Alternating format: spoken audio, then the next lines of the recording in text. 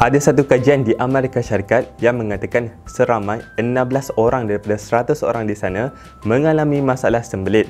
Assalamualaikum warahmatullahi taala wabarakatuh. Bersama saya Dr. Ikram. Pada video kali ini, saya akan ceritakan dan kongsikan beberapa tips yang anda boleh lakukan di rumah bagi mengelak dan memberi rawatan awal bagi masalah sembelit. Jom kita saksikan.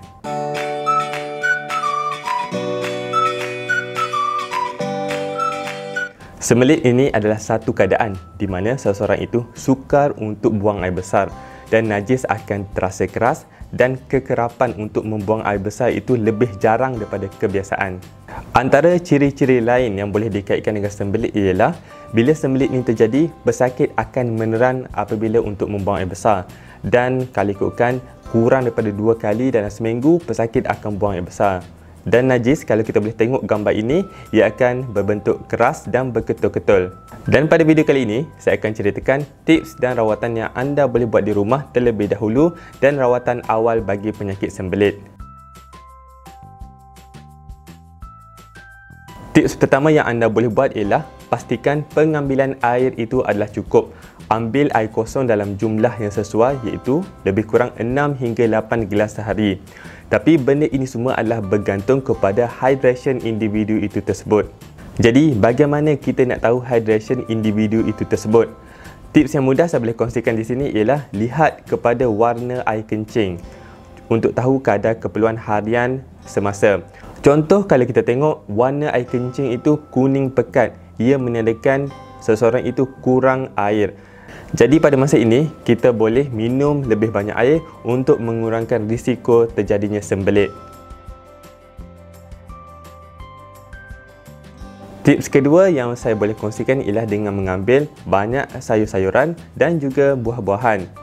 Contoh buah-buahan yang banyak serat dan fiber ialah seperti buah prune, apple, buah pear, orange dan sebagainya.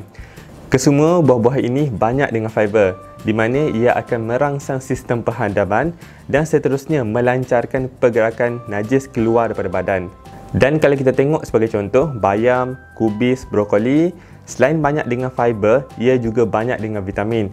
Dan salah satu teknik diet yang sihat ialah dengan mengamalkan diet suku-suku separuh. Dan kalau ikutkan diet ini, pengambilan sayur adalah hampir separuh pinggan dan cara ini mampu menurunkan berat badan. Jadi, kesimpulannya kat sini, cubalah tingkatkan pengambilan sayur-sayuran dan juga buah-buahan bagi mengurangkan risiko kepada masalah sembelit. Sebenarnya, ada makanan tertentu yang boleh mengakibatkan sembelit. Jadi, tips ketiga yang saya kongsikan ini adalah elakkan makanan seperti produk tenusu, kopi dan juga teh. Ini kerana kalau kita tengok kepada produk kopi dan teh ini, ia ada satu jenis bahan yang kita namakan sebagai diuretik, di mana penghasilan air kencing adalah lebih banyak daripada biasa jika kita mengambil kopi dan teh. Badan akan menjadi lebih kering dan najis akan lebih keras daripada biasa. Oleh itu, sekiranya anda mengalami sembelit, cubalah elakkan kopi dan teh kerana ia akan memburukkan keadaan. Tips keempat yang anda boleh lakukan untuk mengelakkan sembelit ialah bersenam. Bila bersenam ini, overallnya ia akan menguatkan otot di badan dan secara tak langsung, otot di bahagian usus juga akan terkesan daripada senaman ini dan usus akan menjadi lebih kuat dan melancarkan perhadaman. Bila keadaan ini berlaku, perhadaman akan terjadi lebih sempurna dan ia akan mengelakkan risiko terjadinya sembelit. Tips kelima yang akan saya kongsikan ialah berkaitan habit dan skedul untuk buang air besar.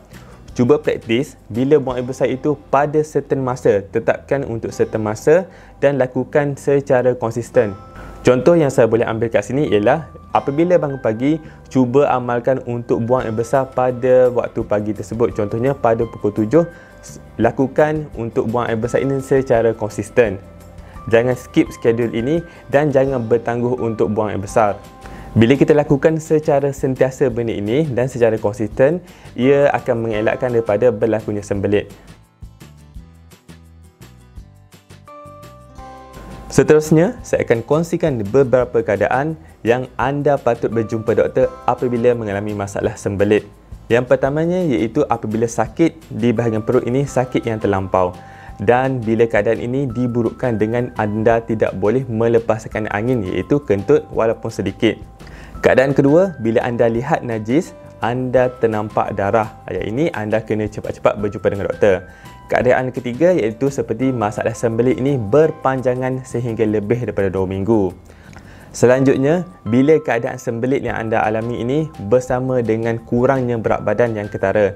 Jadi contoh sekiranya anda ada masalah-masalah di atas, anda wajib berjumpa dengan doktor dan di sana iaitu di klinik, setelah pemeriksaan doktor dilakukan, ubat-ubatan yang spesifik akan diberikan kepada anda.